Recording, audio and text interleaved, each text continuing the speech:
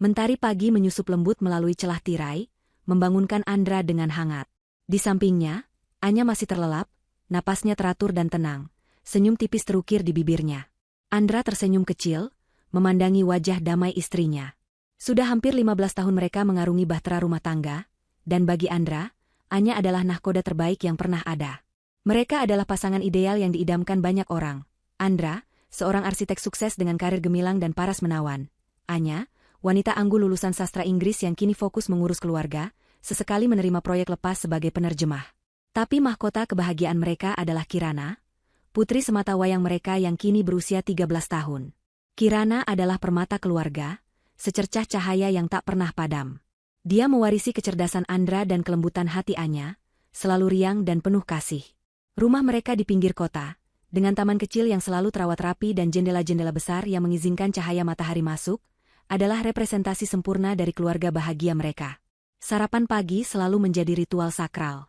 Aroma nasi goreng buatan Anya atau roti bakar dengan selai stroberi kesukaan Kirana selalu memenuhi dapur, diiringi celotehan ringan dan tawa renyah. "Papa, nanti sore temenin Kirana ke toko buku ya? Ada komik baru." Rengek Kirana suatu pagi, matanya berbinar di balik kacamata bacanya yang sedikit melorot. Andra tertawa renyah, mengacak rambut putrinya. "Tentu saja, sayang. Apa sih yang nggak buat putri papa?" Anya tersenyum lembut, menuangkan teh hangat untuk Andra. "Jangan dimanja terus, Mas. Nanti Kirana makin jadi juragan komik." "Biarkan saja, sesekali." Andra mencium kening Anya, lalu meraih tangan Kirana dan menggenggamnya erat. Keluarga mereka seolah kanvas yang dilukis dengan warna-warna cerah kebahagiaan dan kehangatan. Setiap sudut rumah menyimpan kenangan tawa, pelukan, dan cinta yang tak terhingga. Namun, perlahan tapi pasti, bayangan samar mulai menyelinap. Awalnya, Andra mulai sering pulang telat. Tidak terlalu larut, hanya 1 atau 2 jam dari jadwal biasanya. Ia selalu beralasan ada proyek mendadak, rapat tambahan, atau klien yang sulit. Anya, dengan sifatnya yang selalu berpikir positif, percaya saja. Ia menganggap Andra memang seorang pekerja keras yang berdedikasi.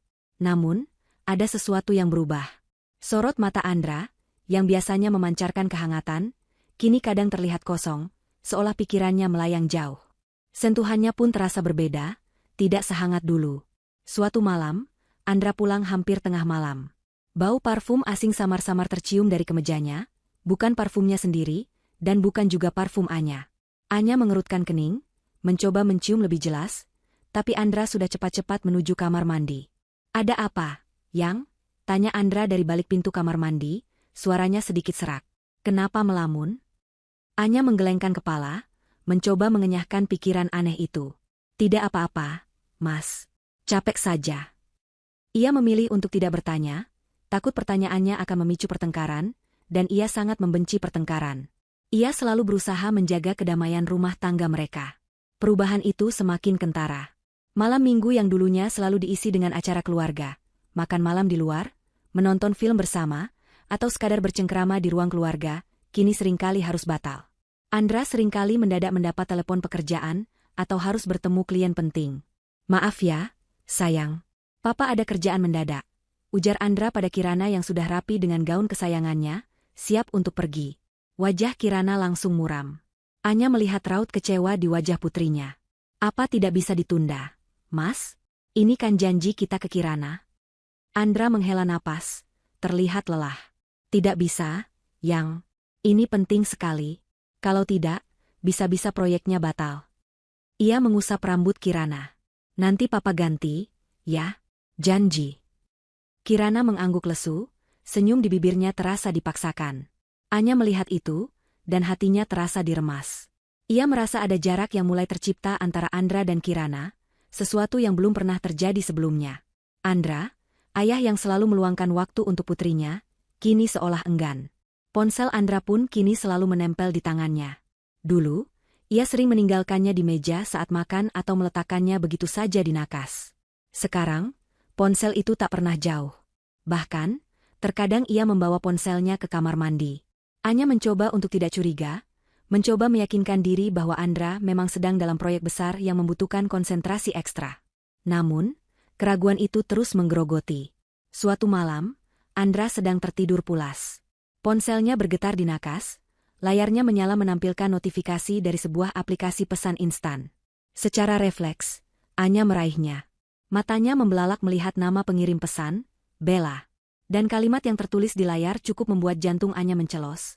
Besok pagi jam 9 ya, Mas. Aku sudah rindu suara kamu. Anya segera meletakkan ponsel itu kembali, seolah tersengat listrik. Keringat dingin membanjiri telapak tangannya. Bella? Siapa Bella? Otaknya berputar keras, mencoba menghubungkan nama itu dengan sosok yang dikenalnya, tapi nihil. Tidak ada rekan kerja Andra bernama Bella. Tidak ada teman lama yang pernah disebutkannya bernama Bella. Ia memandang wajah Andra yang terlelap. Ada bayangan asing di sana, bayangan yang membuatnya merasa seperti orang asing di samping suaminya sendiri. Air mata mulai menggenang di pelupuk matanya, namun ia menahannya. Ia tidak boleh gegabah. Mungkin saja ini salah paham. Mungkin Bella adalah klien baru yang memang terbiasa berbicara seperti itu.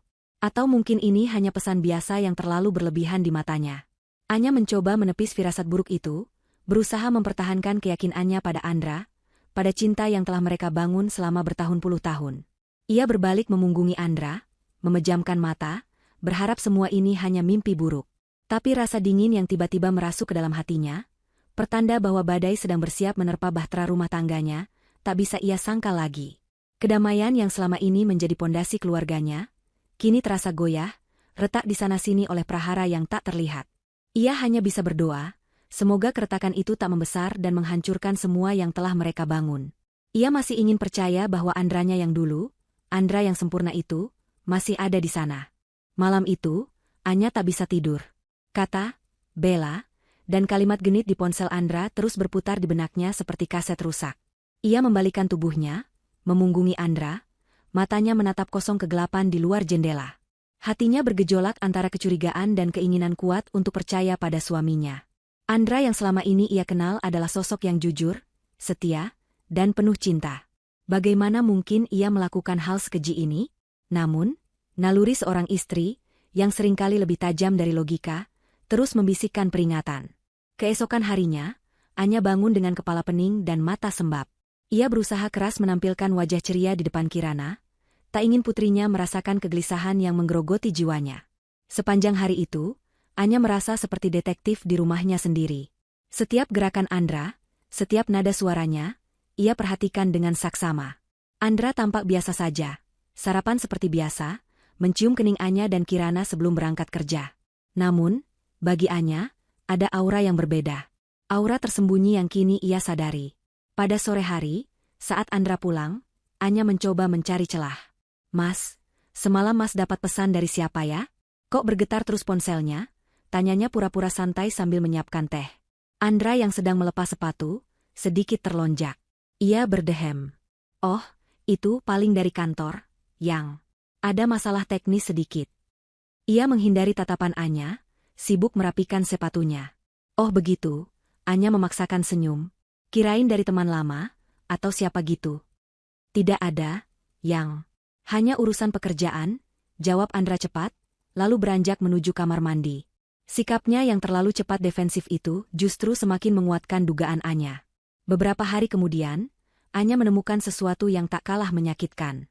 Saat ia merapikan lemari pakaian Andra, sebuah kemeja kerja yang baru saja dicuci bersih tergantung di gantungan. Aroma parfum wanita yang samar-samar ia cium malam itu kini terasa lebih jelas, menempel di serat kain. Itu bukan parfumnya, bahkan bukan aroma wangi Kirana. Ini adalah aroma asing yang manis dan menggoda. Jantung Anya mencelos. Ia memeluk kemeja itu, menghirup aroma pengkhianatan yang nyata, membuat air matanya luruh tanpa bisa ia tahan lagi. Kemeja itu terasa dingin di pelukannya, seperti hati Andra yang mungkin kini tak lagi hangat untuknya. Malam harinya, Anya tak bisa lagi menahan diri. Ia harus tahu kebenaran. Setelah Kirana tertidur pulas, Anya masuk ke kamar kerja Andra. Ponsel Andra tergeletak di meja. Seperti biasa, kini terkunci dengan pola. Dulu, Andra tak pernah mengunci ponselnya. Ini adalah perubahan lainnya yang tak luap dari perhatian Anya. Anya menarik napas dalam-dalam, mencoba mengingat pola kunci Andra. Ia mencoba tanggal ulang tahun Kirana, tanggal pernikahan mereka, kombinasi angka yang sering Andra gunakan. Tangannya gemetar, berkali-kali gagal. Air mata sudah membasahi pipinya. Tiba-tiba, Ia teringat candaan Andra saat Kirana kecil sedang bermain angka. Pola kunci papa itu mudah diingat. Sayang. Gerakan tangan papa saat Kirana minta dipeluk. Anya mencoba membuat pola seperti gerakan memeluk. Dan, klik, ponsel itu terbuka. Jejak obrolan dengan kontak bernama Bella terpampang jelas. Ratusan pesan. Foto-foto. Senyum Bella yang genit, tangannya menggenggam tangan Andra di beberapa foto. Ada foto di sebuah kafe, di depan sebuah gedung perkantoran, bahkan ada satu foto di dalam mobil Andra. Pesan-pesan yang mereka kirimkan tak lagi hanya rindu suara, melainkan rindu peluk, mimpi indah, sayang, tak sabar menanti waktu kita berdua. Ada pesan Andra yang berbunyi, kamu membuatku merasa hidup lagi, sayang. Maafkan aku jika harus berbohong pada Anya. Anya menjatuhkan ponsel itu. Bunyi debuman kecil itu terasa seperti guntur di telinganya. Kakinya lemas, ia ambruk ke lantai, tangannya menutup mulutnya, berusaha menahan isak tangis yang siap meledak. Setiap huruf, setiap foto, adalah belati yang menusuk hatinya, berulang kali. Ini bukan lagi firasat, bukan lagi dugaan. Ini adalah kenyataan pahit yang menghantamnya telak. Suami yang ia cintai, ayah dari anaknya, telah mengkhianatinya dengan cara yang paling keji. Ia mengambil ponsel itu lagi, tangannya gemetar. Ia mencari bukti lain. Di galeri foto, ia menemukan folder tersembunyi. Di dalamnya, ada lebih banyak foto Andra bersama Bella, bahkan ada foto mereka berdua di sebuah kamar hotel. Anya tak sanggup lagi. Ia meraung dalam diam, bahunya terguncang hebat. Air mata mengalir deras, membasahi lantai marmer yang dingin. Hatinya remuk, hancur berkeping-keping. 15 tahun pernikahan, cinta, kepercayaan, semua seolah tak berarti di mata Andra. Ketika Andra masuk ke kamar kerja, ia menemukan Anya terduduk di lantai, ponselnya tergeletak di sampingnya, layarnya masih menampilkan foto Andra bersama Bella di hotel. Wajah Anya sembab, matanya merah bengkak, menatap Andra dengan tatapan terluka yang dalam. Andra terkesiap, wajahnya langsung pucat pasi. Anya, ada apa ini? Suaranya tercekat. Ia tahu, semuanya sudah terbongkar. Ada apa? Mas? Kamu tanya ada apa? Suara Anya bergetar, namun ada kekuatan yang mengerikan di dalamnya. Ini apa, Mas? Ini? Ia menunjuk ponsel dengan tangan gemetar. Kamu bisa jelaskan ini, Mas? Siapa wanita ini? Apa artinya semua pesan ini? Andra membuang muka, tak sanggup menatap mata istrinya. Anya, dengarkan aku, ini tidak seperti yang kamu pikirkan. Tidak seperti yang aku pikirkan? Lalu seperti apa, Mas? Ini bukan aku yang berhalusinasi, Mas. Ini bukti nyata. Kamu selingkuh, Mas. Kamu mengkhianatiku. Mengkhianati Kirana. Isak tangis Anya meledak. Andra menghela napas panjang, frustasi. Ia mencoba mendekat, namun Anya mundur, menatapnya dengan jijik. Anya, tolong tenang dulu. Kita bisa bicarakan ini baik-baik. Tenang? Bagaimana aku bisa tenang, Mas? Kamu pikir aku ini apa? Aku istrimu, Mas. Ibu dari anakmu. Apa kurangku selama ini? Anya berdiri, menunjuk dada Andra. Apa yang wanita itu punya yang tidak aku punya, Mas? Seharusnya kamu malu. Kamu seorang ayah. Andra akhirnya mengangkat pandangannya, namun bukan tatapan penyesalan yang terlihat. Ada kekesalan dan kemarahan. Cukup, Anya. Jangan berlebihan. Kenapa kamu harus membuka-buka ponselku? Kamu tidak menghargai privasiku. Anya membeku. Privasi? Setelah semua ini, Andra masih bicara soal privasi? Privasi? Kamu bicara privasi, Mas? Setelah kamu mengkhianati aku dan anakmu, kamu masih bicara privasi. Kamu yang menghancurkan semua privasi dan kepercayaan di antara kita. Aku tidak bermaksud menghancurkan apapun, Anya, tapi kamu sendiri yang memaksaku begini. Sikapmu yang selalu mengekang, selalu menuntut kesempurnaan. Aku lelah, Anya. Aku butuh seseorang yang bisa mengerti aku tanpa harus aku jelaskan. Andra membentak. Anya tak percaya dengan apa yang didengarnya. Andra menyalahkan dirinya? Setelah semua pengkhianatan ini, jadi ini salahku? Kamu berselingkuh karena aku mengekang? Kamu bicara apa, Mas? Aku selalu mencoba yang terbaik untukmu, untuk Kirana. Demi keutuhan keluarga kita. Tapi kamu menghancurkannya dengan tanganmu sendiri. Andra mendengus, membuang muka. Terserah apa katamu, Anya. Tapi aku tidak bisa terus begini. Aku lelah dengan semuanya. Kata-kata itu bagai pukulan telak. Anya terhuyung mundur, hatinya terasa kosong. Andra yang dulu, Andra yang ia kenal, seolah sudah mati. Yang ada di depannya kini adalah orang asing yang dingin dan penuh kebencian. Aroma parfum Bella, kini bercampur dengan aroma pengkhianatan, seolah memenuhi seluruh ruangan, mencekiknya hingga sulit bernapas. Malam itu, setelah pertengkaran hebat yang merobek-robek hati Anya, Andra memilih tidur di sofa ruang kerja. Suasana rumah terasa dingin dan hampa, seolah semua kehangatan telah menguap. Anya terbaring di tempat tidurnya, namun matanya terbuka lebar. Setiap detak jam dinding terasa seperti palu yang menghantam kepalanya. Bagaimana bisa semua ini terjadi? Apakah cinta yang mereka bangun selama ini hanya ilusi? Pagi harinya, Kirana terbangun dan merasakan aura aneh di rumah. Biasanya, aroma kopi atau masakan pagi Anya sudah tercium, diiringi suara riang orang tuanya. Tapi pagi ini, semuanya sunyi. Ia melihat Andra keluar dari ruang kerja dengan wajah kusut dan mata sembab. Kirana menatap Andra dengan bingung. "Papa kenapa? Papa sakit?" tanya Kirana polos. Andra tersenyum tipis, senyum yang tak sampai ke matanya. "Enggak, sayang. Papa cuma sedikit capek." Ia berusaha bersikap normal, mencium kening Kirana seperti biasa, namun sentuhannya terasa hambar. Anya keluar dari kamar dengan wajah pucat. Ia menghindari tatapan Andra. Sarapan pagi berlangsung dalam keheningan yang menyesakkan. Kirana merasakan ketegangan itu, tapi tak mengerti apa yang terjadi. Ia hanya tahu ada sesuatu yang tidak beres antara papa dan mamanya. Setelah Kirana berangkat sekolah, suasana tegang itu pecah. Anya menatap Andra dengan mata berkaca-kaca. "Kita harus bicara, Mas." Andra menghela napas panjang, duduk di sofa. Wajahnya terlihat lelah, namun tak ada jejak penyesalan yang terlihat jelas. "Mau bicara apa lagi, Anya? Semuanya sudah jelas, kan?" "Jelas? Jelas apanya, Mas?" Suara Anya meninggi, namun ia berusaha menahannya agar tidak terdengar ke tetangga. "Jelas kalau kamu berselingkuh? Jelas kalau kamu sudah mengkhianati aku dan anakmu? Jelas kalau kamu sekarang menyalahkanku atas perbuatanmu?" Andra mengusap wajahnya kasar. "Oke, Anya. Aku tidak akan mengelak lagi. Ya, aku berselingkuh. Dan ya, aku punya hubungan dengan Bella." Pengakuan itu, meskipun sudah ia duga, tetap menghantam Anya seperti sambaran petir. Hatinya mencelos, seolah semua darah mengalir keluar dari tubuhnya. Lidahnya terasa keluh. "Kenapa, Mas? Kenapa kamu melakukan ini?" Anya hampir berbisik, suaranya dipenuhi luka. "Apa kurangnya aku? Apa kurangnya keluarga kita?" Andra menatapnya, sorot matanya dingin dan datar. "Kamu tidak kurang, Anya. Kamu sempurna. Terlalu sempurna, malah. Aku lelah dengan kesempurnaan itu. Aku lelah dengan hidup yang terasa begitu monoton bersamamu. Bella berbeda. Dia bisa membuatku tertawa, dia bisa mengerti aku tanpa aku harus menjelaskan banyak hal. Dia menerima aku apa adanya, tanpa tuntutan." Setiap kata yang keluar dari mulut Andra adalah tusukan tajam yang menembus hati Anya. Monoton? Tuntutan? Setelah 15 tahun pernikahan, ia dituduh begitu?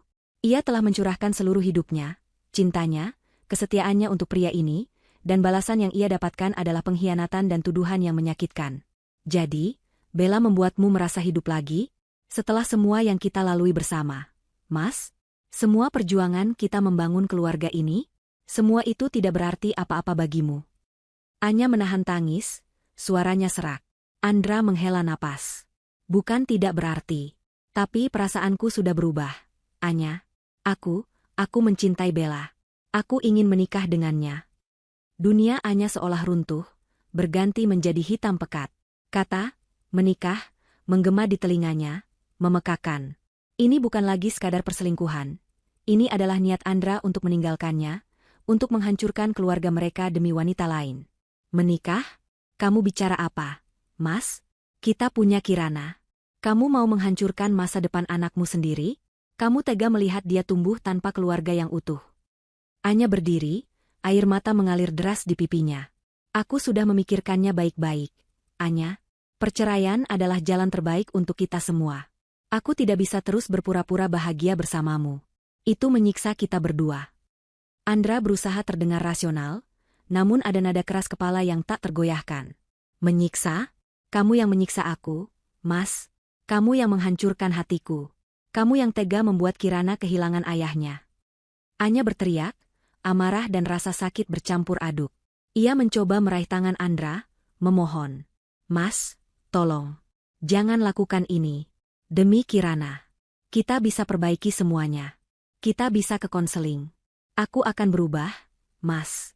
Aku akan berusaha menjadi apapun yang kamu mau. Asal jangan tinggalkan kami. Andra menarik tangannya, tatapannya kosong. Sudah terlambat, Anya. Perasaanku padamu sudah tidak ada. Aku tidak bisa memaksakan diri. Tidak ada? Bagaimana bisa tidak ada? Mas? Kita punya kenangan, Mas. Kenangan bertahun-tahun. Kita punya cinta yang begitu besar. Anya tak menyerah, ia meraih kaki Andra, berlutut di depannya, air matanya membasahi celana Andra. Kumohon, Mas. Beri aku satu kesempatan lagi. Demi Kirana. Jangan biarkan dia kehilangan ayah yang sangat dia sayangi. Andra menatap Anya yang berlutut di depannya. Ada secuil keraguan di matanya, namun dengan cepat ia usir. Ia bangkit, menjauh dari Anya. Maaf, Anya. Keputusanku sudah bulat. Aku tidak bisa melanjutkan pernikahan ini. Aku ingin bercerai. Hati Anya hancur berkeping-keping. Pria yang dulu berjanji akan selalu mencintainya, yang bersumpah akan menjaganya hingga akhir hayat, kini berdiri di depannya dan dengan tegas meminta perpisahan. Permohonan Anya tak sedikit pun meluluhkan hati Andra. Aku akan mengurus surat-suratnya. Aku akan segera mengajukan gugatan cerai, kata Andra dengan nada final. Ia bahkan tidak bisa menatap mata Anya saat mengucapkan kalimat itu. Anya tak bisa berkata apa-apa lagi. Ia hanya bisa terisak, membiarkan rasa sakit itu menghantamnya. Andra berjalan menuju pintu, meninggalkan Anya yang masih berlutut di lantai, sendirian dengan kehancuran hatinya. Beberapa hari berikutnya adalah neraka bagi Anya. Andra sudah tidak lagi tidur di kamar utama. Ia sibuk dengan ponselnya, berbisik-bisik di telepon, atau pergi pagi dan pulang larut. Kehadirannya di rumah seperti patung, dingin dan tak bernyawa. Ia bahkan menghindari Kirana, tidak lagi mengajaknya bicara atau bermain. Kirana yang peka, merasakan perubahan itu. Ia sering bertanya pada Anya mengapa papanya sering murung dan tidak lagi mau mengajarinya PR. Mama, Papa kenapa sih? Kok Papa jadi jarang senyum? Tanya Kirana suatu sore, memeluk Anya erat. Anya membelai rambut putrinya, berusaha tersenyum meski hatinya pedih. Papa lagi banyak pekerjaan, sayang. Jadi capek dan butuh istirahat. Tapi Papa jadi beda, Ma. Papa nggak mau peluk Kirana lagi. Lirih Kirana, matanya mulai berkaca-kaca. Mendengar itu, hati Anya semakin teriris. Ia memeluk Kirana erat, menyembunyikan wajahnya di bahu putrinya agar Kirana tidak melihat air matanya. Inilah yang paling ia takuti, Kirana akan terluka. Andra tidak hanya menghancurkan dirinya, tapi juga masa kecil putri mereka. Anya tahu ia harus berjuang. Tidak hanya untuk dirinya, tetapi terutama untuk Kirana. Ia harus mencari cara untuk mempertahankan keluarga ini. Ia menghubungi orang tuanya, menceritakan semua yang terjadi, berusaha mencari dukungan. Ibunya menangis histeris, tidak percaya menantunya yang begitu baik bisa melakukan hal itu. Ayahnya menghela napas panjang, menawarkan dukungan penuh. Kami akan selalu ada untukmu, Nak. Jangan khawatir, kata ayahnya lewat telepon, suaranya penuh keprihatinan. Anya juga berusaha berbicara lagi dengan Andra, mencoba berbagai pendekatan, memohon, bahkan mengancam akan memberitahu keluarganya tentang Bella. Namun, Andra tetap teguh. Ia sudah menutup hatinya rapat-rapat. Sudahlah, Anya. Semakin kamu mencoba, semakin aku ingin pergi. Ketukan palu hakim itu bagai genderang perang yang mengawali babak baru dalam hidup Anya. Kini, secara resmi ia adalah seorang ibu tunggal. Label itu terasa asing, namun juga memberinya kekuatan baru.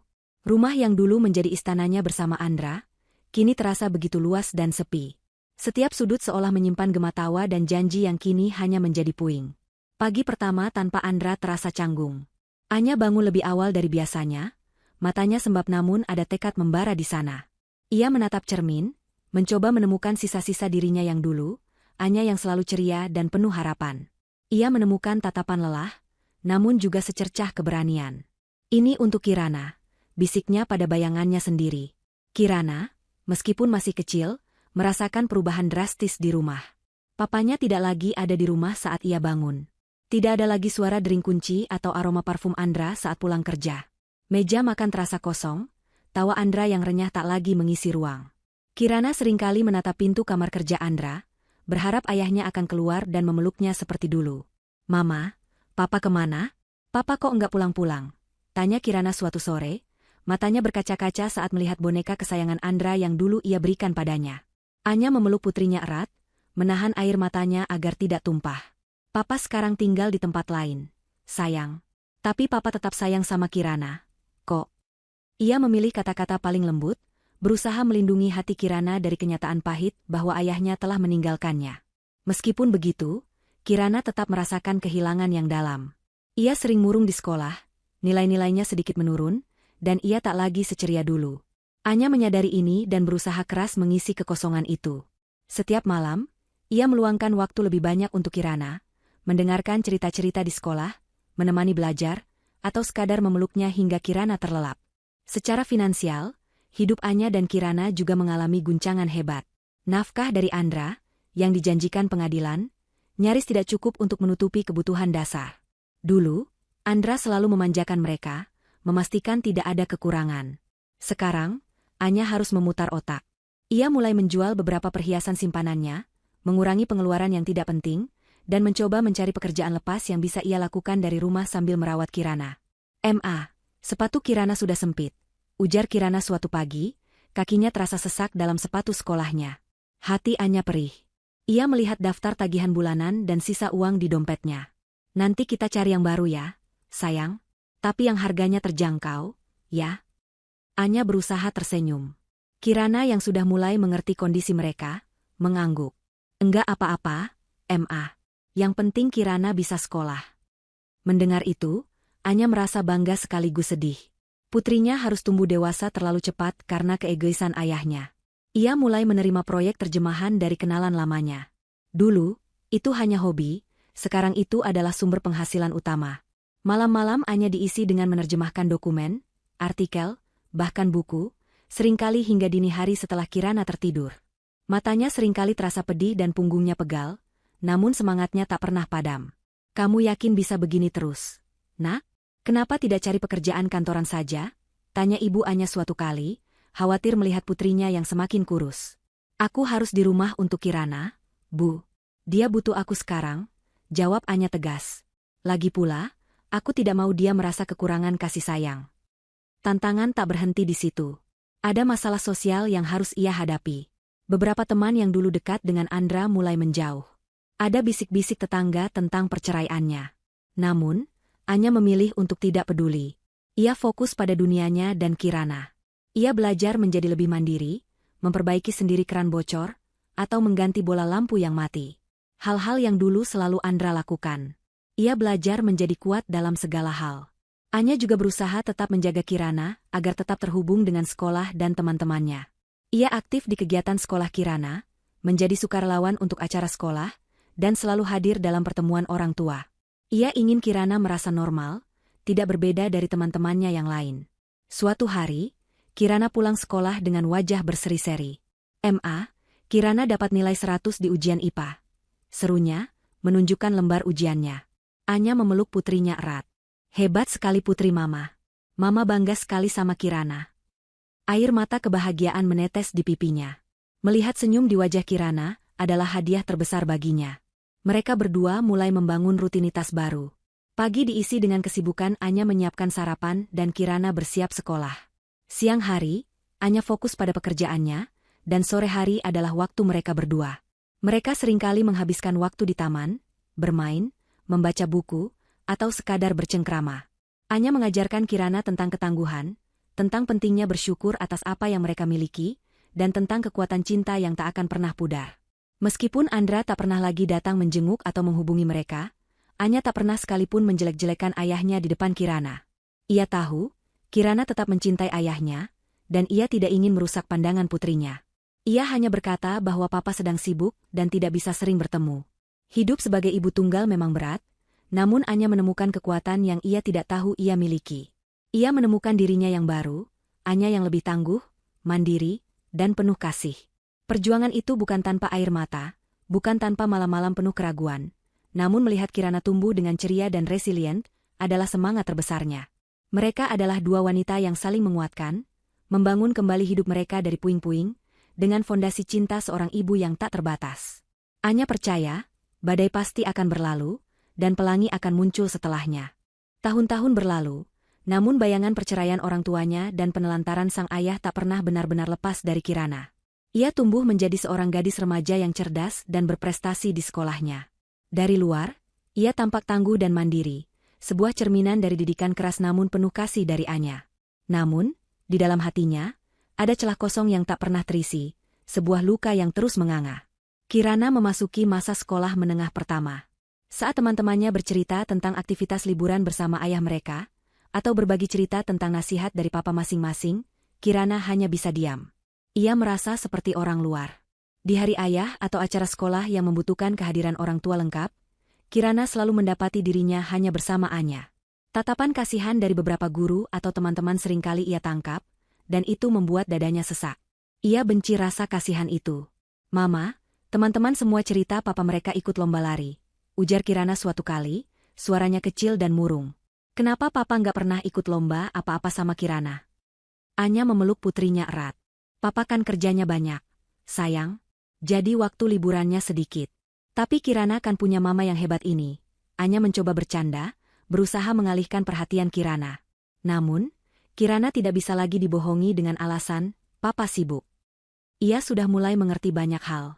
Ia mulai menyadari bahwa Andra memang sengaja menjauh. Tidak ada ucapan ulang tahun, tidak ada hadiah lebaran, bahkan telepon sesekalipun tidak ada.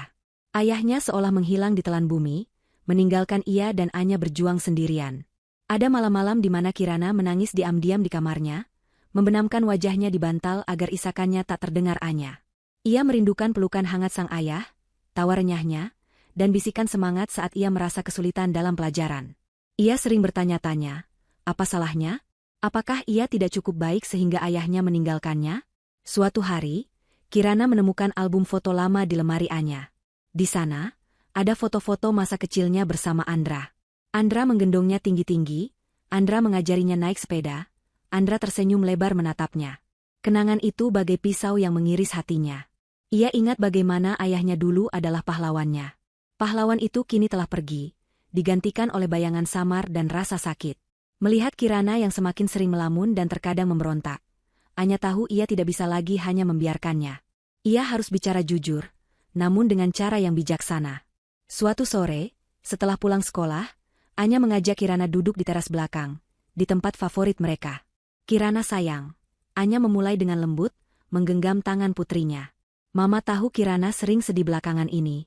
Mama tahu Kirana rindu papa." Kirana menunduk, air mata mulai menggenang di matanya. "Kenapa papa pergi? Ma? Apa papa nggak sayang Kirana lagi?" Anya menarik napas dalam-dalam. "Dulu, papa dan mama punya masalah yang besar. Masalah orang dewasa. Bukan karena Kirana. Sama sekali bukan salah Kirana." Anya menjelaskan dengan hati-hati, memilih kata-kata yang mudah dimengerti anak remaja. "Papa dan mama memutuskan untuk tidak bisa hidup bersama lagi. Papa memilih jalan hidupnya yang baru." "Tapi kenapa papa nggak jenguk Kirana?" "Teman-teman Kirana yang papa mamanya pisah saja papanya tetap sering datang," tanya Kirana, suaranya bergetar. Hati Anya perih, tapi ia harus jujur demi ketenangan putrinya. "Mama tidak tahu pasti, sayang. Mungkin papa sedang sangat sibuk. Tapi satu hal yang perlu Kirana tahu, cinta mama untuk Kirana tidak akan pernah habis. Mama akan selalu ada untuk Kirana, apapun yang terjadi. Mama akan berjuang untuk Kirana." Kirana memeluk Anya erat, isakannya pecah di bahu sang ibu. Anya membiarkan putrinya menangis, mengeluarkan semua kesedihan yang selama ini ia pendam. "Mama, Kirana benci papa," bisik Kirana di sela tangisnya. Kirana benci papa yang sudah ninggalin Kirana. Anya membelai rambut putrinya. "Rasa marah itu wajar, sayang. Tapi jangan biarkan kebencian itu tinggal di hati Kirana terlalu lama, ya? Nanti malah menyakiti Kirana sendiri. Mama tahu Kirana kuat, Kirana tangguh. Kita berdua akan melewati ini semua. Mama akan ajari Kirana untuk tetap tegar dan mandiri, seperti yang sudah-sudah." Sejak percakapan itu, Kirana memang masih merasakan luka, namun ia mulai belajar menghadapinya. Ia melihat bagaimana Anya berjuang siang malam demi mereka. Bagaimana Anya selalu tersenyum meski wajahnya lelah. Bagaimana Anya tak pernah sekalipun mengeluh. Ketegaran Anya menjadi inspirasi terbesarnya. Kirana mulai menyalurkan emosinya ke hal-hal positif. Ia fokus pada pelajaran, menjadi salah satu siswa terbaik di sekolahnya. Ia bergabung dengan klub menulis dan klub debat, menemukan tempat di mana suaranya bisa didengar dan dihargai. Ia juga mulai menunjukkan kemandirian. Ia belajar memasak masakan sederhana untuk membantu Anya. Ia merapikan kamarnya sendiri tanpa disuruh. Ia bahkan mulai mengambil pekerjaan paruh waktu kecil-kecilan di perpustakaan sekolah untuk membantu Anya mengurangi beban finansial, meskipun Anya selalu menolaknya. Kirana tidak perlu khawatir soal uang, sayang. Fokus saja pada pelajaran dan impian Kirana, kata Anya suatu kali, memeluk Kirana. Namun, Kirana tetap teguh. Kirana mau bantu Mama. Mama sudah banyak berjuang untuk Kirana. Meskipun Kirana tumbuh menjadi gadis yang luar biasa, rasa sakit dari masa lalu itu tetap menjadi bagian dari dirinya. Setiap kali melihat teman-temannya bersama ayah mereka, atau mendengar cerita keluarga yang utuh, sebilah pisau tak terlihat menusuk hatinya. Ia tahu ia harus bisa memaafkan, namun proses itu terasa sangat sulit. Masa-masa sulit itu telah membentuknya, membuatnya menjadi pribadi yang lebih dalam, lebih pengertian, dan lebih kuat.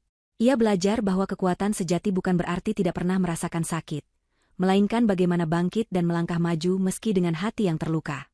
Dan dalam semua itu, Anya adalah jangkar dan mercusuarnya. Sementara Anya dan Kirana berjuang membangun kembali hidup mereka dari puing-puing, Andra melangkah masuk ke dalam kebahagiaan yang ia pilih. Tak lama setelah perceraiannya dengan Anya, Andra memang menikah dengan Bella. Awalnya, hidup mereka tampak seperti dongeng. Bella, wanita muda yang energik dan penuh gairah, selalu tahu cara membuat Andra tertawa dan merasa seperti pria paling berkuasa di dunia. Ia memanjakan Andra dengan perhatian dan pujian, hal yang menurut Andra, sudah lama tak ia dapatkan dari Anya.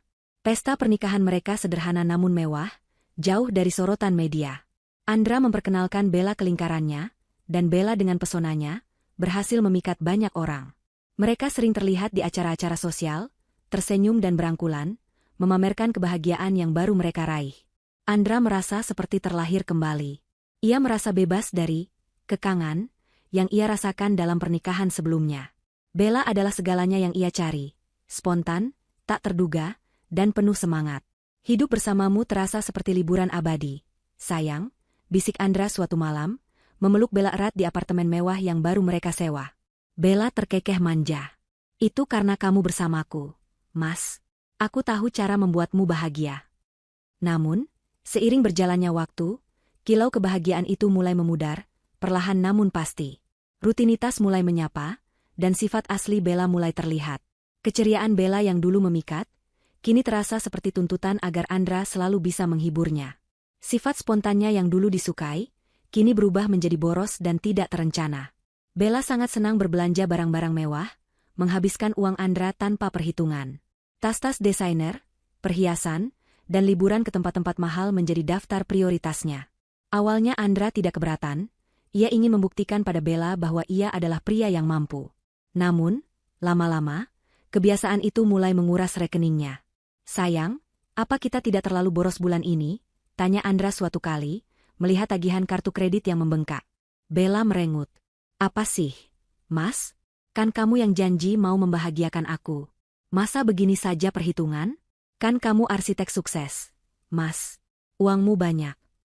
Andra menghela napas. Banyak atau tidak, harus ada batasnya, Bella. Aku juga punya investasi dan tanggung jawab lain. Ia sebenarnya juga memikirkan Kirana, namun pikiran itu cepat-cepat ia tepis. Konflik pertama kali muncul ketika Bella mulai mencampuri urusan pekerjaan Andra. Ia ingin Andra lebih sering menemaninya jalan-jalan, atau menghadiri acara sosial daripada lembur di kantor. Ia juga mulai cemburu jika Andra harus bertemu klien wanita. Kenapa harus ketemu klien cewek sih? Mas, kamu kan bisa minta asistenmu yang cowok. Bella pernah membentak Andra suatu malam, hanya karena Andra pulang telat setelah rapat dengan klien wanita. Andra terkejut. Bella, ini profesional. Jangan cemburu yang tidak-tidak. Ini pekerjaanku. Profesional apanya? Jangan-jangan kamu main mata sama dia di belakangku. Tuduh Bella, matanya menyala. Pertengkaran semacam itu semakin sering terjadi. Bella, yang dulu tampak begitu pengertian dan bebas, kini menjadi posesif dan mudah marah. Ia seringkali mengancam akan pergi jika permintaannya tidak dituruti, atau jika Andra tidak memberinya perhatian penuh. Andra mulai merasa lelah. Kehidupan barunya yang dulu ia kira akan membawanya pada kebahagiaan sejati, kini terasa seperti sangkar emas. Ia merindukan ketenangan dan kedamaian yang dulu ia miliki bersama Anya. Anya tidak pernah menuntut banyak, tidak pernah mencurigai yang tidak-tidak, dan selalu bisa diandalkan. Suatu sore, saat Andra sendirian di apartemen, ia melihat berita di televisi tentang sebuah lomba sains tingkat nasional. Nama Kirana disebut sebagai salah satu finalis dari sekolahnya. Andra terkesiap. Ia tidak tahu menahu tentang prestasi putrinya. Hatinya mencelos. Ia mengambil ponselnya, namun ragu untuk menghubungi Anya atau Kirana. Rasa bersalah mulai menyelinap.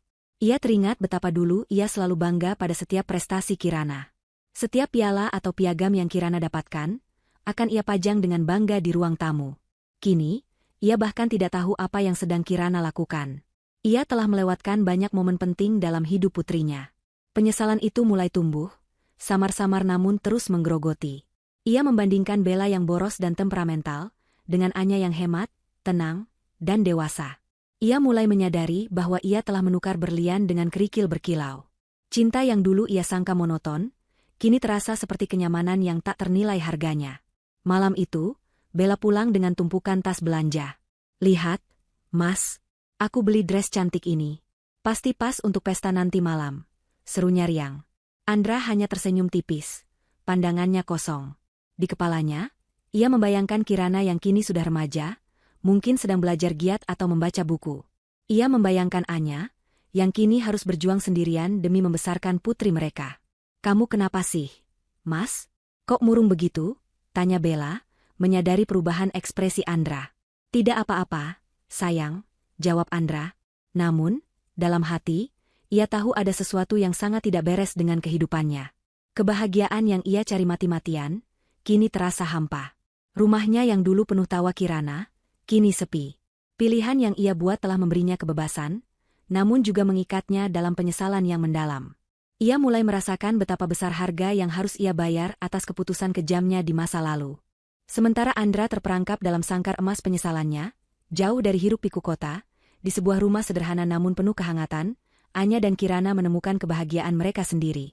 Bertahun-tahun telah berlalu sejak perceraian itu, dan perjuangan Anya sebagai ibu tunggal membuahkan hasil yang luar biasa. Ia tak hanya berhasil membesarkan Kirana, tetapi juga membangun kembali hidupnya dengan fondasi yang lebih kuat. Anya, dengan tekad bajanya, memutuskan untuk tidak lagi bergantung pada uang nafkah yang tak seberapa dari Andra. Ia meningkatkan usahanya sebagai penerjemah lepas. Dari proyek-proyek kecil, ia mulai mendapatkan klien-klien besar dari berbagai perusahaan multinasional. Reputasinya sebagai penerjemah yang cepat, akurat, dan profesional menyebar dari mulut ke mulut. Tak lama kemudian, ia bahkan membuka sebuah biro jasa penerjemahan kecil-kecilan di rumah, merekrut beberapa rekan yang juga ibu tunggal sepertinya, menciptakan komunitas dukungan sekaligus ladang penghasilan. Setiap pagi, setelah mengantar Kirana sekolah, Anya akan duduk di depan laptopnya, ditemani secangkir kopi hangat, dan tenggelam dalam pekerjaannya. Ia menemukan gairah baru dalam menaklukkan bahasa-bahasa asing, dan kepuasan finansial yang ia dapatkan adalah bonus yang menyenangkan. Ia tidak lagi perlu menjual perhiasan atau memangkas anggaran untuk kebutuhan dasar. Ia bisa memberikan Kirana pendidikan terbaik, les tambahan yang dibutuhkan, dan bahkan sesekali mengajak putrinya berlibur ke tempat-tempat yang selama ini hanya bisa mereka impikan. "Mama, ini ada proposal proyek baru dari perusahaan Jepang, mereka ingin terjemahan secepatnya," ujar Sarah, salah satu karyawan Anya, suatu pagi. Anya tersenyum. "Oke, Sarah. Kita kerjakan dengan teliti ya. Reputasi kita ada di tangan ini." Namun, di balik kesuksesan finansialnya, kebahagiaan sejati Anya datang dari melihat Kirana tumbuh. Kirana, yang kini sudah menjadi seorang mahasiswi di salah satu universitas ternama, jurusan arsitektur, ironisnya, sama dengan jurusan ayahnya, adalah permata kebanggaan Anya. Semua kegigihan Anya telah menorehkan hasil yang nyata pada Kirana. Masa-masa sulit di sekolah dasar dan menengah telah membentuk Kirana menjadi gadis yang luar biasa. Ia bukan hanya cerdas dan berprestasi, tetapi juga tangguh, mandiri, dan memiliki empati yang tinggi. Ia tak lagi memendam kesedihan sendirian, melainkan menyalurkannya ke dalam karya-karya dan ambisinya. Ia menjadi ketua organisasi mahasiswa, sering mengikuti lomba desain arsitektur, dan selalu menjadi yang terdepan dalam kegiatan sosial kampus. "Mama, Aku terpilih jadi delegasi universitas untuk konferensi arsitektur di Singapura. Seru Kirana suatu malam, matanya berbinar penuh semangat. Anya memeluk putrinya erat, air mata haru menggenang di matanya. Mama bangga sekali sama Kirana. Kamu memang hebat, sayang. Meskipun Kirana jarang sekali menyebut nama Andra, Anya tahu bahwa luka dari penelantaran ayahnya masih ada. Namun, Kirana telah belajar bagaimana mengelola rasa sakit itu. Ia belajar untuk tidak membiarkan masa lalu mendefinisikan dirinya. Ia mengambil pelajaran dari pahitnya pengalaman, menjadikannya motivasi untuk menjadi pribadi yang lebih baik. Ia melihat bagaimana ibunya berjuang sendirian, dan itu menginspirasinya untuk tidak pernah menyerah. Mama, aku ingin jadi seperti Mama, kata Kirana suatu kali, saat mereka sedang duduk santai di teras belakang. Tangguh, kuat, dan selalu bisa bangkit lagi. Anya tersenyum lembut, mengusap rambut Kirana. Kirana jauh lebih hebat dari Mama. Kamu punya semangat yang luar biasa, sayang. Hubungan ibu dan anak ini bukan sekadar ikatan darah, melainkan persahabatan yang erat, dibangun di atas fondasi perjuangan, saling pengertian, dan cinta tak terbatas. Mereka adalah tim yang solid, selalu ada untuk satu sama lain. Anya seringkali menceritakan tentang tantangan yang ia hadapi dalam pekerjaannya, dan Kirana dengan dewasa akan memberikan masukan atau sekadar menjadi pendengar yang baik. Begitu pula sebaliknya, Kirana sering berbagi tentang tekanan kuliah atau masalah pertemanan, dan Anya selalu siap memberikan nasihat terbaiknya. Mereka sering menghabiskan malam minggu dengan menonton film, memasak bersama, atau sekadar bercengkrama tentang impian dan rencana masa depan. Rumah mereka, meskipun tak semewah dulu, kini dipenuhi tawa dan kebahagiaan yang jauh lebih tulus. Aura positif terpancar dari setiap sudut, mencerminkan ketenangan jiwa Anya dan Kirana. Suatu hari, Anya secara tak sengaja bertemu dengan seorang teman lama Andra. Teman itu menceritakan sekilas tentang kehidupan Andra dan Bella yang penuh konflik. Bella yang boros, pertengkaran yang sering terjadi, dan wajah Andra yang sering terlihat murung. Mendengar itu, Anya tidak merasa bahagia atas penderitaan Andra, justru ia merasa prihatin. Namun, ia juga merasakan sebuah kelegaan.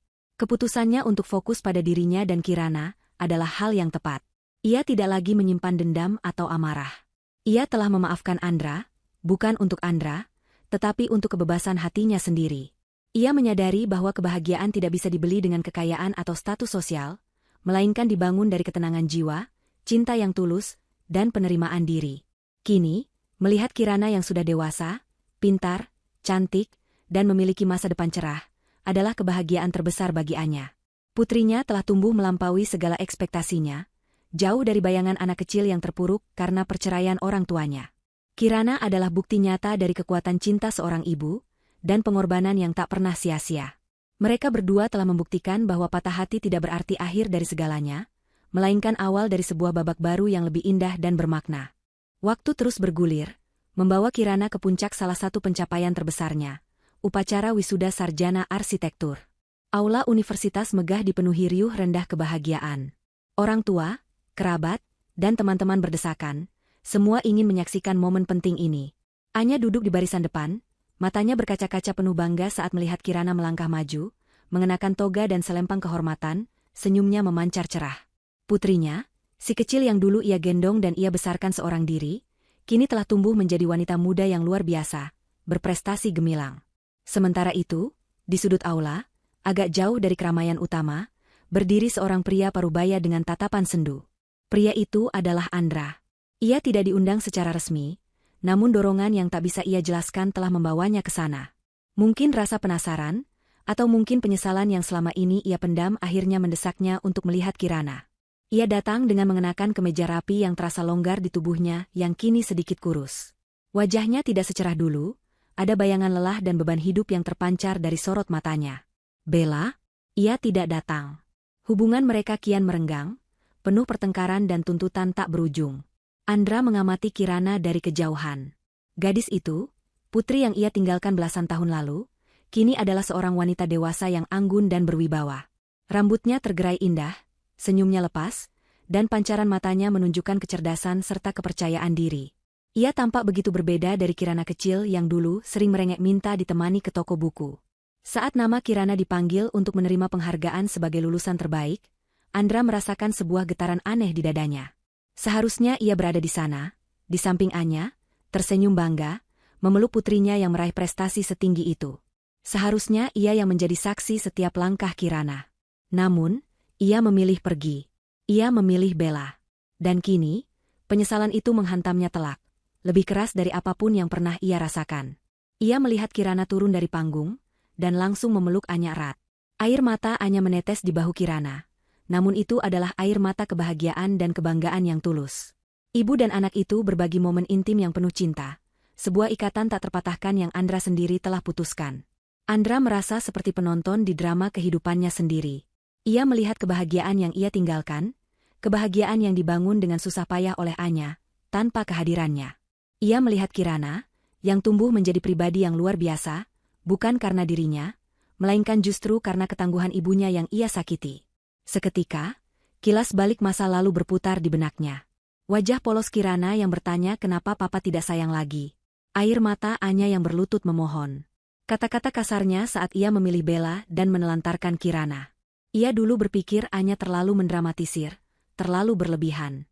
Ia dulu yakin Bella adalah kebahagiaannya. Tapi kini, ia hidup dalam kekosongan, dihantui pertengkaran, dan terus-menerus merasa tak tenang. Kehidupan mewah dengan Bella terasa hampa, seperti makanan tanpa rasa. Ia membandingkan dirinya dengan dirinya yang dulu. Andra yang dulu gagah dan percaya diri, kini merasa kecil dan pengecut. Ia melihat Anya, yang meskipun sudah melewati banyak badai, kini memancarkan aura ketenangan dan kekuatan. Wanita itu telah berhasil, dengan tangan kosongnya sendiri, membesarkan seorang putri yang cemerlang. Andra diam-diam mendekat, mencoba agar tidak terlalu menarik perhatian. Ia ingin mendengar pidato Kirana yang akan disampaikan sebagai perwakilan lulusan. Suara Kirana, yang kini sudah dewasa, terdengar jelas dan penuh keyakinan. Hari ini adalah hari di mana saya ingin menyampaikan terima kasih terbesar saya, ucap Kirana dengan suara bergetar namun mantap. Terima kasih kepada dosen-dosen kami, kepada teman-teman, dan yang terpenting, kepada keluarga kami. Andra menahan napas. Terutama, saya ingin berterima kasih kepada wanita terhebat dalam hidup saya. Mama saya, Anya, lanjut Kirana, suaranya dipenuhi haru. Mama adalah pahlawan sejati. Mama mengajari saya arti ketangguhan, arti perjuangan, dan arti cinta yang tak bersyarat. Mama menunjukkan kepada saya bahwa meski badai datang, kita bisa bangkit lagi, lebih kuat dari sebelumnya. Setiap tetes keringat Mama, setiap malam tanpa tidur Mama, semua membentuk saya menjadi Kirana yang berdiri di sini hari ini. Mama adalah bukti bahwa cinta seorang ibu adalah kekuatan terbesar di dunia. Air mata Andra menetes. Bukan hanya air mata penyesalan, tetapi juga air mata kesadaran. Kirana tidak menyebut namanya. Kirana hanya menyebut Anya. Itu adalah luka paling dalam. Ia telah dicoret dari narasi kesuksesan putrinya sendiri. Ia menyadari betapa besar kesalahannya. Betapa ia telah melewatkan harta paling berharga dalam hidupnya. Andra, seorang pria yang dulu arogan dan egois, kini merasakan penyesalan yang membakar, sebuah rasa sakit yang jauh lebih dalam dari sekadar penyesalan finansial atau masalah rumah tangga. Ini adalah penyesalan seorang ayah yang telah kehilangan putrinya, kehilangan cintanya, dan kehilangan kesempatan untuk menjadi bagian dari kebahagiaan sejati. Ia melihat Kirana memeluk Anya sekali lagi di panggung, diiringi tepuk tangan membahana dari seluruh hadirin. Anya tersenyum, bangga menatap putrinya. Andra tak sanggup lagi. Ia berbalik, melangkah keluar dari aula, meninggalkan keramaian dan kebahagiaan yang bukan lagi miliknya. Dalam hati, ia hanya bisa bergumam lirih. Maafkan papa, nak, maafkan papa. Penyesalan itu kini menjadi beban terberat di pundaknya. Sebuah beban yang akan ia bawa seumur hidup. Tahun-tahun kembali berlalu, membawa kebahagiaan baru yang lebih besar ke dalam kehidupan Anya dan Kirana. Setelah meraih gelar sarjana dengan predikat cum laude, Kirana tak hanya sukses dalam karirnya sebagai arsitek muda berbakat di sebuah firma ternama, tetapi juga menemukan tambatan hatinya. Namanya Bima, seorang pria berhati tulus dan penuh kasih, yang mencintai Kirana apa adanya dan sangat menghargai Anya. Kini, hari besar itu tiba, hari pernikahan Kirana. Sebuah momen yang selalu Anya impikan, namun tak pernah ia sangka akan seindah ini. Persiapan pernikahan berlangsung meriah dan penuh haru. Anya turun tangan langsung, memastikan setiap detail sempurna untuk putri semata wayangnya.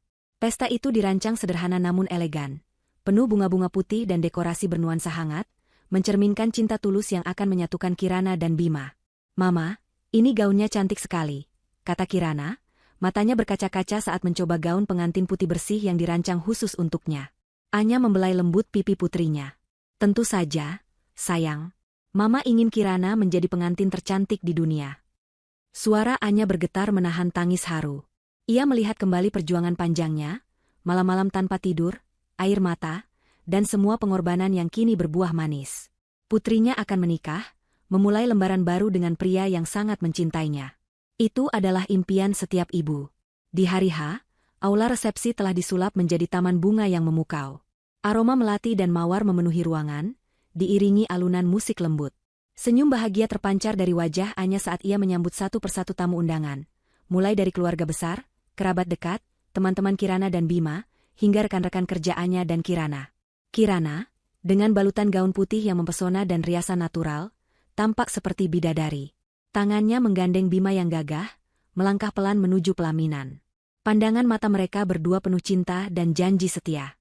Anya melihat itu, dan hatinya diliputi kebahagiaan yang tak terhingga. Ia merasa semua beban masa lalu telah terangkat.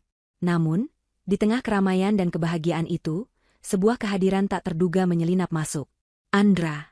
Ia datang sendirian, mengenakan jas hitam rapi, berdiri di ambang pintu, ragu-ragu untuk masuk lebih jauh.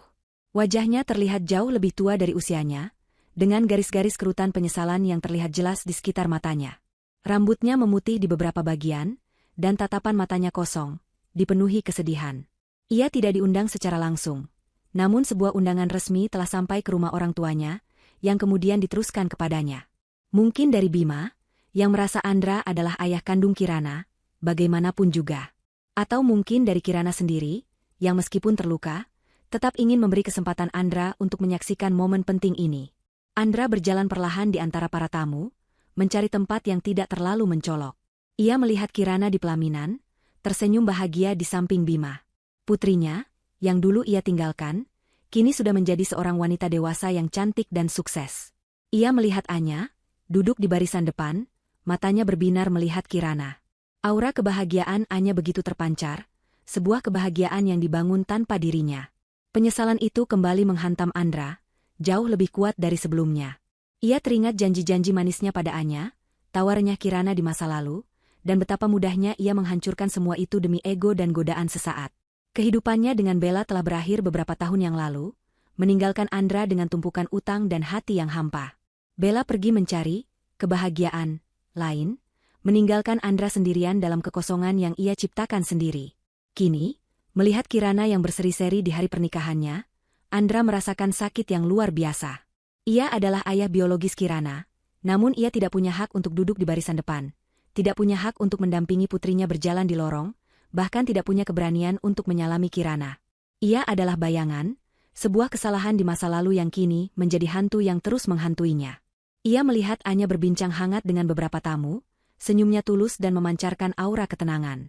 Andra tahu, Anya telah berhasil move on, telah menemukan kebahagiaannya sendiri.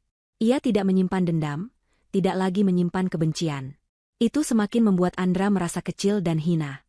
Andra ingin mendekat, ingin memeluk putrinya, ingin mengucapkan selamat. Namun, kakinya terasa berat. Rasa malu dan bersalah mencekiknya. Bagaimana mungkin ia, seorang ayah yang telah menelantarkan anaknya sendiri, bisa muncul begitu saja di momen sakral ini? Ia hanya bisa mengamati dari jauh, membiarkan air matanya jatuh tanpa suara. Di pelaminan, Kirana melirik ke arah ayahnya, yang berdiri di sudut ruangan. Ada sebersit perasaan yang tak bisa dijelaskan di hatinya.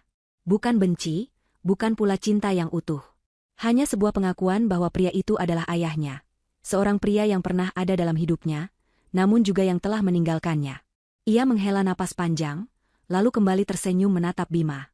Fokusnya kini adalah masa depannya. Upacara berlanjut, dan Andra tetap di sana, menjadi saksi bisu kebahagiaan yang tak lagi ia miliki. Ia melihat Kirana dan Bima berdansa, wajah mereka berseri-seri. Ia melihat Anya menari kecil bersama kerabatnya, senyumnya mengembang lebar. Pesta itu adalah perayaan cinta, perayaan ketangguhan, dan perayaan kehidupan baru. Bagi Andra, itu adalah cerminan dari semua yang telah ia buang sia-sia. Sebuah pernikahan, yang seharusnya menjadi salah satu hari paling membahagiakan dalam hidupnya sebagai ayah, kini hanya menyisakan penyesalan yang tak terhingga. Suasana di aula pernikahan terasa hikmat saat sesi pidato dimulai. Setelah sambutan dari perwakilan keluarga, tibalah giliran Kirana, sang mempelai wanita, untuk menyampaikan pidatonya. Ia berdiri di hadapan mikrofon, mengenakan gaun pengantin putih yang anggun, ditemani Bima di sisinya yang setia menggenggam tangannya.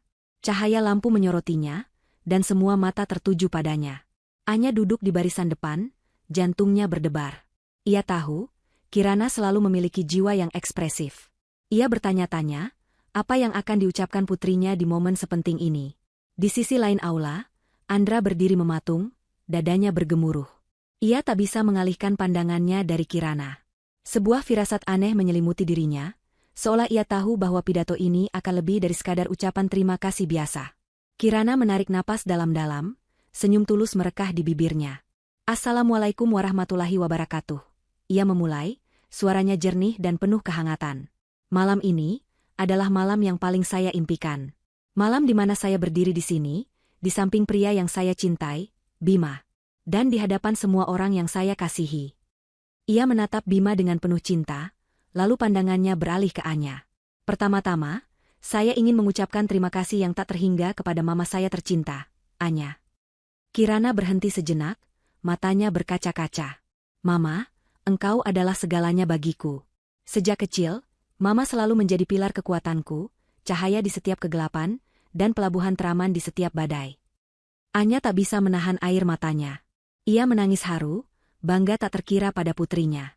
Aku ingat, mama selalu bilang, hidup ini seperti puzzle. Lanjut Kirana, suaranya mulai bergetar. Terkadang ada kepingan yang hilang, kepingan yang seharusnya ada, tapi entah kemana. Tapi mama selalu mengajarkan, bahwa kita tidak boleh berhenti merangkai puzzle itu, meskipun dengan kepingan yang tidak lengkap. Mama mengajarkan aku untuk mencari cara lain, membuat kepingan baru dari keberanian dan ketangguhan. Andra tersentak. Kepingan yang hilang? Apakah itu merujuk padanya? Jantungnya berdegup kencang, firasatnya semakin kuat.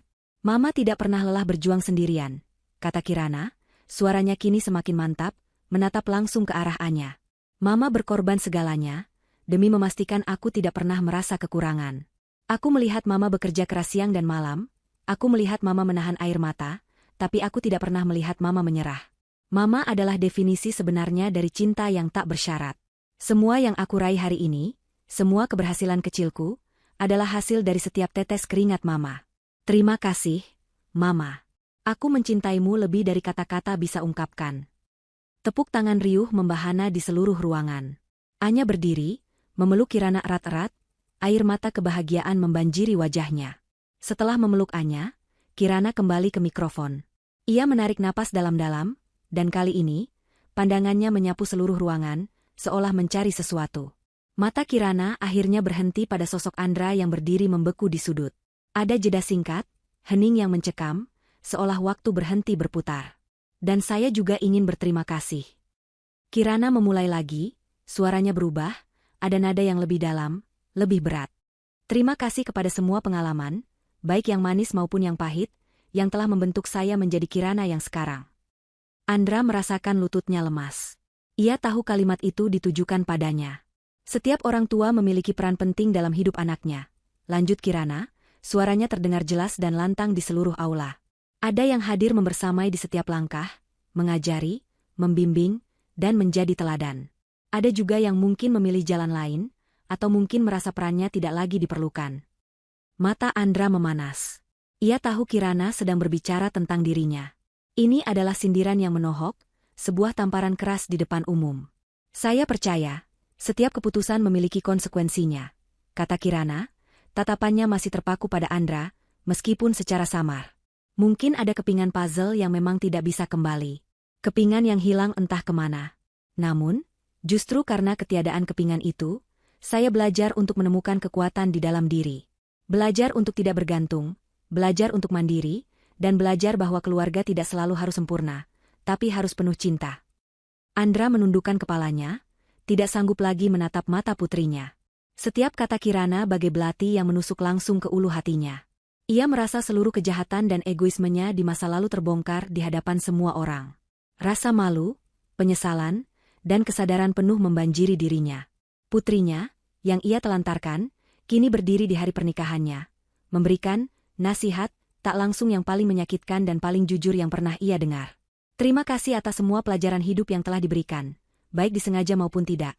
Tutup Kirana, akhirnya mengalihkan pandangannya dari Andra, kembali menatap Bima dengan senyum. Dan kepada suamiku, Bima, mari kita bangun keluarga kita dengan fondasi cinta yang kuat, kejujuran, dan kehadiran yang tak pernah pudar. Tepuk tangan kembali membahana. Kali ini diiringi bisikan-bisikan dari para tamu yang sebagian besar tahu kisah Andra dan Anya. Mereka menyaksikan dengan mata kepala sendiri bagaimana seorang putri yang terluka akhirnya menyuarakan perasaannya di momen paling sakral dalam hidupnya. Andra tidak menunggu lagi. Ia berbalik, melangkah cepat keluar dari aula, tak peduli pada tatapan atau bisikan orang lain. Hatinya remuk redam. Ia akhirnya memahami betapa besar kesalahannya, betapa ia telah merenggut kebahagiaan sejati dari dirinya sendiri. Kata-kata Kirana adalah cermin yang memantulkan semua keburukan masa lalunya, membuat ia sadar bahwa ia telah kehilangan segalanya. Kisah itu berakhir dengan refleksi tentang kekuatan cinta seorang ibu yang mampu mengangkat putrinya dari keterpurukan, dan ketegaran seorang anak yang, meski dengan luka, mampu tumbuh menjadi pribadi yang luar biasa. Dan di sisi lain, kisah itu juga menjadi peringatan tentang penyesalan yang tak berujung bagi mereka yang memilih ego dan meninggalkan tanggung jawabnya. Pada akhirnya, cinta sejati dan kebahagiaan adalah mereka yang berani berjuang dan tetap hadir, bukan yang menghilang karena janji fata morgana.